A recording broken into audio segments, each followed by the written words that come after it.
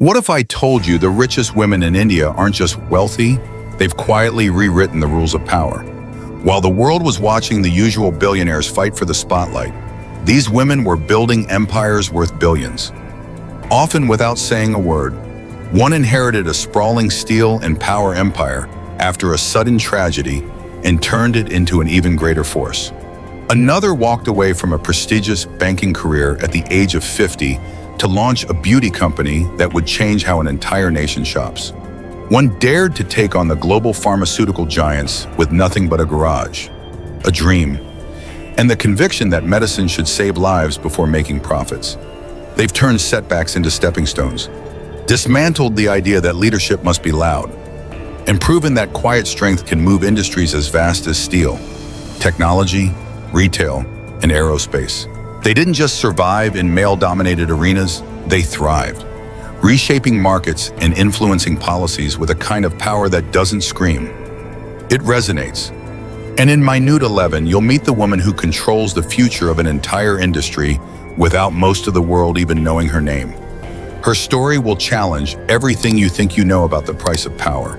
This is the untold story of the richest Indian women in the world, and why their way of wielding influence might outlast every billionaire headline you've ever heard. 1. Savitri Jindal. The steel and power queen, they thought her story would end before it even began.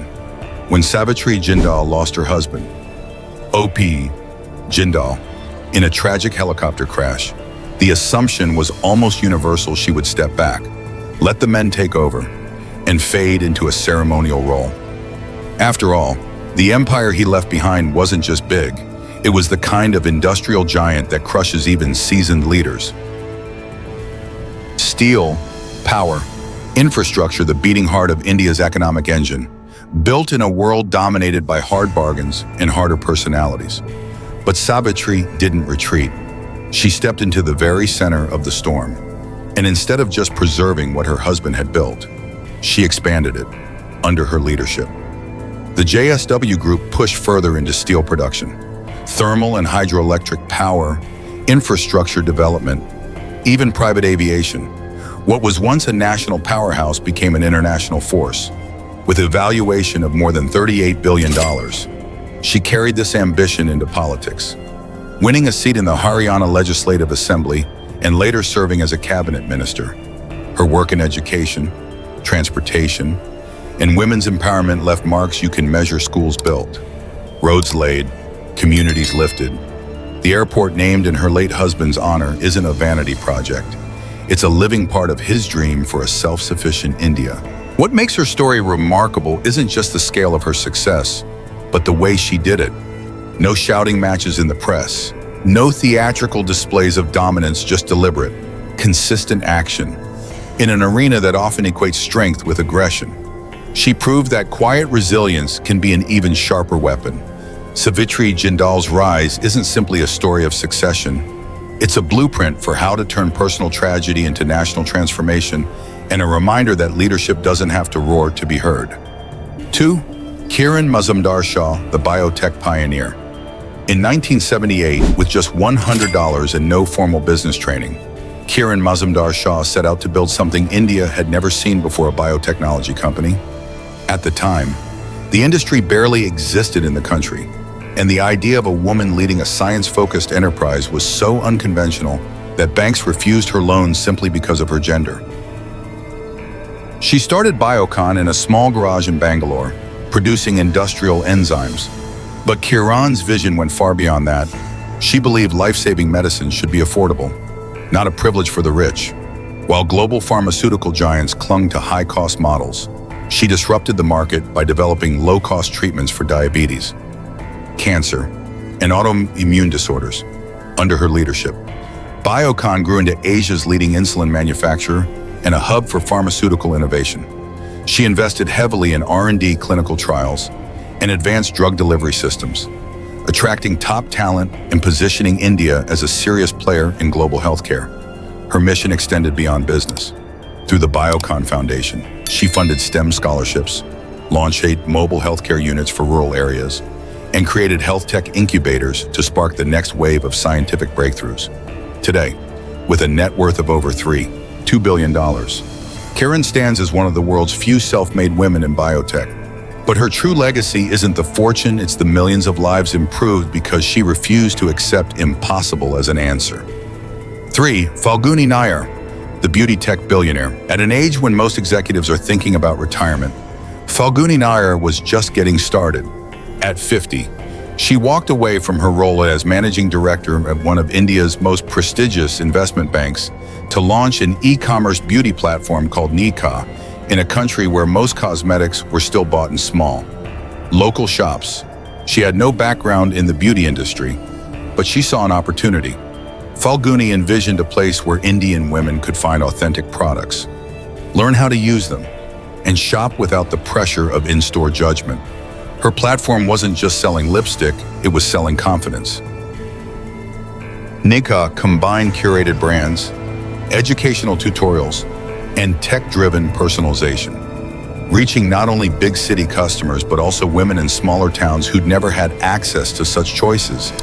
In a culture where asking for makeup in public could feel intimidating, Nykaa gave privacy, empowerment, and control all in a single tap. The risk paid off. In 2021, Nykaa's IPO made Falguni India's richest self-made female billionaire, with the company's valuation peaking near $14 billion. But she didn't stop to celebrate.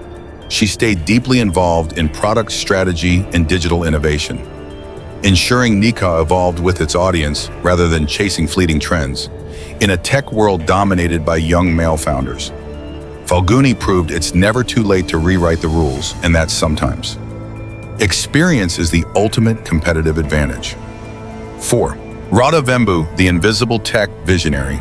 In a tech world obsessed with media hype and billion-dollar funding rounds, Radha Vembu built her empire by doing the opposite, staying invisible. As the co-owner of Zoho Corporation, one of India's most successful software companies, she rarely appears in public, never courts interviews, and lets the products speak for themselves. From its headquarters in Chennai, Zoho offers over 50 cloud-based applications that compete head-to-head with Microsoft, Google, and Salesforce, serving more than 100 million users worldwide. Yet unlike its rivals, Zoho has never taken outside funding. It's fully bootstrapped, profitable, and generates over $1 billion in annual revenue.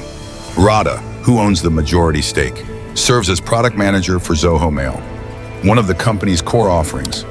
Her leadership philosophy is simple: build deeply integrated products, prioritize customers over investors, and protect user privacy at all costs. No ads.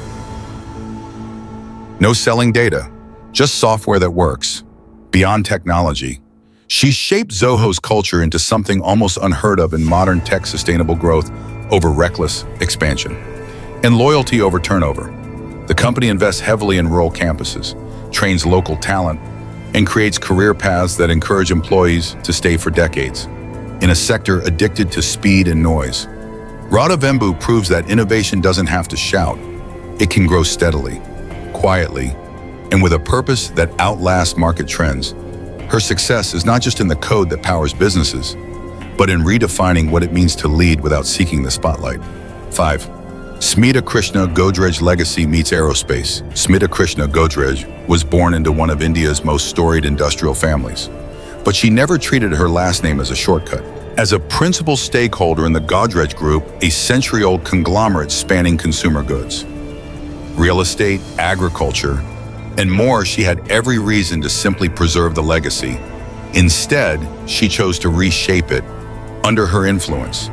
The Godrej Group expanded into aerospace manufacturing, supplying high-precision components to major international aviation and defense companies. It was a bold move that pushed the family brand beyond household products into the cutting edge of global industry. Smita's approach to growth is anchored in sustainability. The group's Vikhroli campus in Mumbai is both an industrial hub and a biodiversity sanctuary, home to over 1,000 species of flora and fauna. She champions zero deforestation commitments, green manufacturing techniques, and ESG principles that are embedded into daily operations, not just written into corporate reports. Her role extends beyond the boardroom. Smita manages the family's investment office, channeling capital into renewable energy, biotechnology, and advanced materials. She does this quietly, avoiding the media spotlight, focusing instead on strategic patience and long-term impact. In an age of aggressive disruption, Smita's leadership is about evolution, weaving innovation into the fabric of tradition so that it endures. She's not chasing trends for visibility. She's building systems that will matter decades from now. Her story is proof that inheriting a legacy is one thing, but redefining it for the future is a far rarer kind of power. 6. Renuka Jagtiani, the global retail titan. Renuka Jagtiani didn't inherit headlines, she inherited responsibility. When her husband, Mickey Jagtiani, founder of the Landmark Group, passed away, many assumed she would step into a ceremonial role. Instead, she took the reins of one of the largest retail empires in the Middle East and Asia and expanded it even further. Today, Landmark Group operates over 200 outlets in 21 countries, with brands spanning fashion, electronics, furniture, and hospitality. Its reach is massive. But what truly sets Renuka apart isn't just scale, it's culture. She built a workplace where employees stay for decades, not years, emphasizing mental health, career growth, and inclusion in retail, where turnover is the norm. That stability is a rare competitive edge. Her leadership blends tradition and transformation. She steered the companies through digital disruption, investing in e-commerce platforms and logistics infrastructure while keeping the physical retail experience relevant.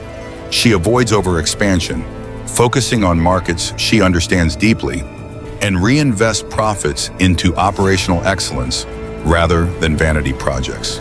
This discipline has made Landmark resilient, weathering economic downturns and shifting consumer trends without losing momentum. Renuka herself remains low profile, rarely granting interviews, letting results speak for her. In a global retail landscape often defined by aggressive competition and public spectacle, Renuka Jagtiani's quiet, people-centered approach stands out. She proves that in business. Being the loudest in the room doesn't matter, being the most consistent does. 7. Agha, from corporate rescuer to social reformer. When Agha took over Thermax in the mid-1990s, the company was on the brink of collapse. Her husband, who had been leading the business, had passed away suddenly, leaving a leadership vacuum in a complex engineering firm she had never run before. Most expected her to hand control to seasoned executives and step aside. Instead, Anu walked into the boardroom during one of Thermax's darkest hours and began the slow, deliberate work of turning it around. She surrounded herself with experts, restructured operations, and refocused the company on clean energy, water treatment, and environmental solutions sectors that were ahead of their time but perfectly aligned with the world's growing sustainability agenda. Her leadership was defined by empathy as much as strategy. She led without ego, kept teams focused during uncertainty, and restored investor confidence within years. Thermax had evolved from a struggling manufacturer into a respected green technology leader with a global reach. And then, at the height of her success, she made an unexpected decision. She stepped down. Retirement, for her, wasn't an ending but a pivot. Anu turned her energy toward education reform, co-founding Teach for India, and expanded her work into mental health advocacy, gender equity, and public policy. Today, with a personal fortune exceeding $4.7 billion, she could easily be known just as a billionaire industrialist. Instead, she's recognized as a woman who chose the classroom over the corner office, proving that real leadership is measured not by what you take, but by what you give back. 8. Ria Jhunjhunwala, the quiet financial strategist. When legendary investor Ria Jhunjhunwala passed away, the financial world wondered what would happen to his empire. It was a portfolio worth billions, built on patience, instinct, and long-term conviction. Few expected that the woman stepping into that space as wife, Ria Jhunjhunwala, would command it with such calm authority. Ria wasn't new to this game. For years, she had observed and understood the way her husband worked, quietly shaping her own perspective. Today, She oversees an estimated $8.6 billion in assets through Rare Enterprises, with holdings in banking, consumer goods, infrastructure, and healthcare. Her style is the opposite of high volatility traders. She favors value retention, strong fundamentals, in industries built to last. She rarely appears in the media and never indulges in market theatrics. Instead, she lets numbers speak under her supervision.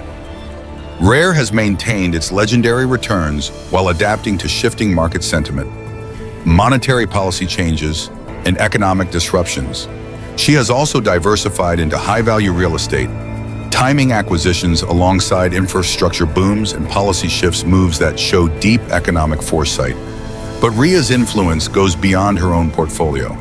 In companies where Rare holds significant stakes, her voting power on board matters, carries real weight, shaping corporate governance at the highest levels. In a financial world dominated by loud voices and rapid trades, Ria Jhunjhunwala plays the long game quietly, methodically, and with an understanding that true wealth isn't about the next quarter, but the next decade. From steel to software, biotech to beauty, each of these women has proven that wealth is more than a balance sheet. It's a tool for shaping industries, communities, and futures. They've navigated tragedy, defied stereotypes, and built empires in spaces that were never designed for them.